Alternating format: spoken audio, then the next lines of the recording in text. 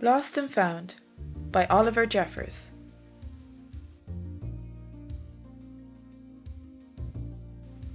Once there was a boy, and one day he found a penguin at his door.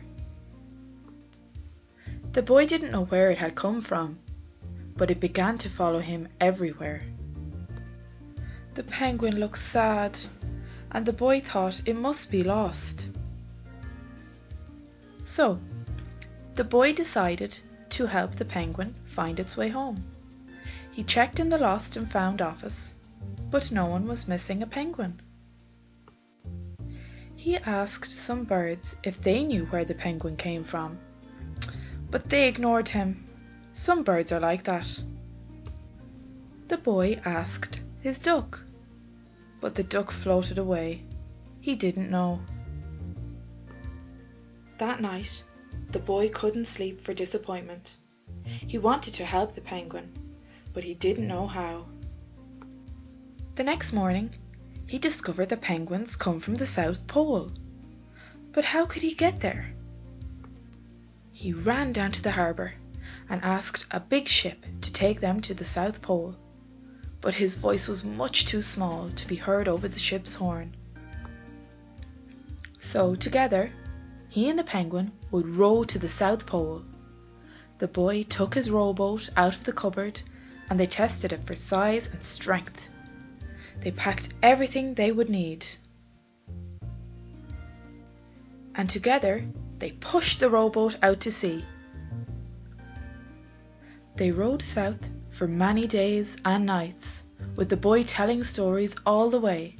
The penguin listened to everything that the boy said.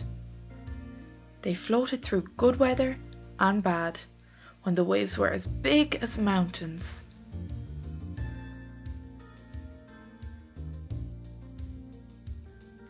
Until they came to the South Pole. The boy was delighted, but the penguin said nothing.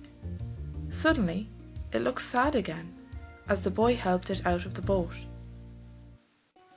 The boy said goodbye and floated away.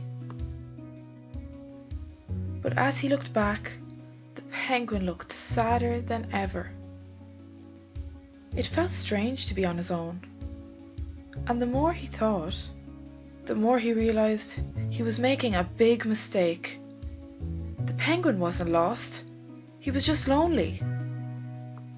Quickly, he turned the boat around and headed back to the South Pole as fast as he could. At last, he reached the pole again. But where was the penguin?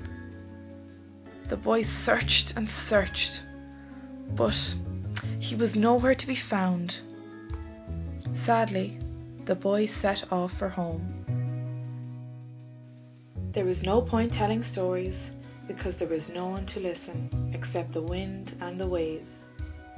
But then, the boy saw something in the water ahead of him. Closer and closer he got until he could see the penguin.